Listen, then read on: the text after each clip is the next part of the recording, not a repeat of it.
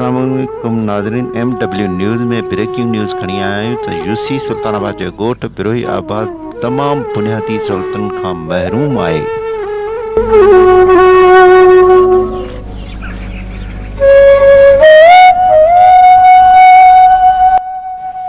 पीअण जो पाणी, साफ़ पाणी ऐं स्कूल जी इमारत डैमेज। उन हवाले सां ॻोठ जो मोज़िज़ अब्दुल करीम बिरोही छा तो ॿुधाए अचो तव्हां। ही ॻोठ बिरोही आबाद जो स्कूल आहे।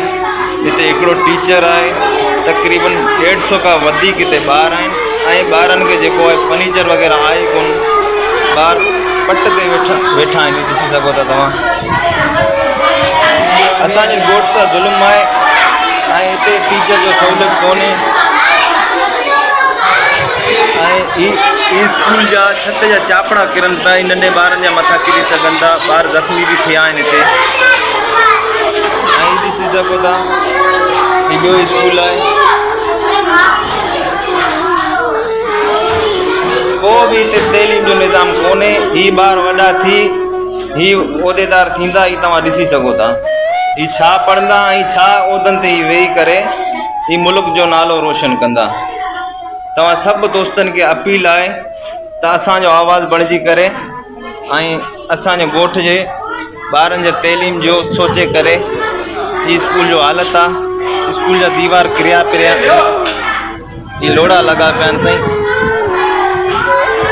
को स्कूल में निज़ाम न आहे, केरु पुछण वारो न आहे। ही ॿार वेठा आहिनि पट ते,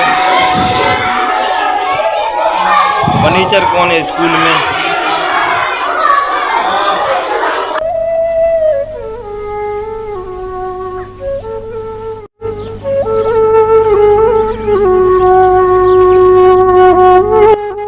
जी नाज़रीन, ॻोठाणे करीम बिरोही जो चवणु हो त ॻोठ खे पीअण जो साफ़ पाणी फराहम कयो वञे, स्कूल जी इमारत ठाराए फर्नीचर ॾिनो वञे, उन सां गॾु हिकु इज़ाफ़ी उस्ताद पिणु ॾिनो वञे। हिन ब्रेकिंग न्यूज़ सां गॾु असांखे इजाज़त ॾींदा। ईंदड़ ब्रेकिंग न्यूज़ ताईं अल्लाह हाफ़िज़।